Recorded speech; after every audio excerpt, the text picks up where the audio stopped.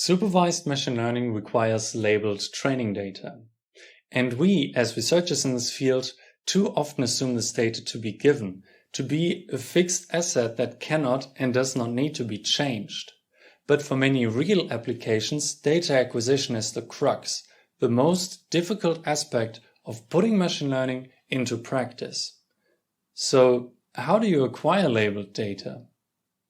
In active class selection, we assume a class-conditional data generator that's capable of producing feature vectors for arbitrarily chosen classes. For example, an experiment, a simulation, or a search engine. Having access to such a generator, we can try to optimize the proportions of classes in our training set. In fact, we must decide for some class proportions before any data can be generated. To this end, existing strategies for active class selection follow either of two approaches. First, the most straightforward decision would be to generate the training data with those class proportions that need to be handled later, during deployment.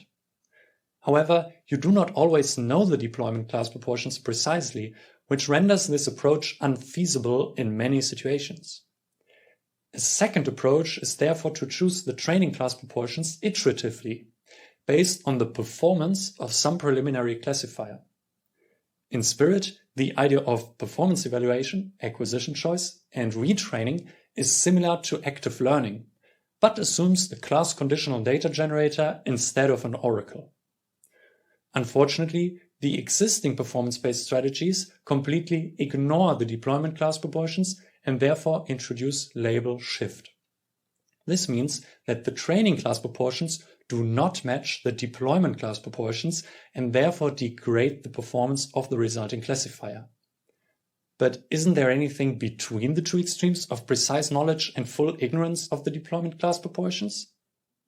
Our proposal is a new data acquisition strategy that incorporates prior beliefs about the class proportions that are handled during deployment.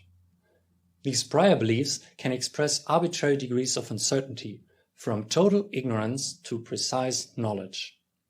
Domain experts can specify their personal beliefs through a suitable prior distribution, which is then reflected in the class-conditional acquisition of the training data. Long story short, we compute a theoretically justified upper bound of the classifier's loss, which we then marginalize over the prior. The goal is to minimize the marginal in order to choose the training class proportions that perform well in all likely deployment scenarios.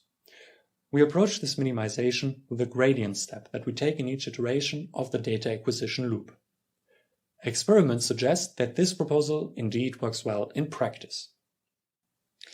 The foundation of our active class selection strategy is the upper bound of the loss, which is part of a theory we are presenting at the research track of ECML-PKDD this year. If you are interested in the details of our strategy and our theory, you can always take a look at the two papers and at the video presentation of the other track. Also, feel free to reach out at any time. So far, thanks for watching.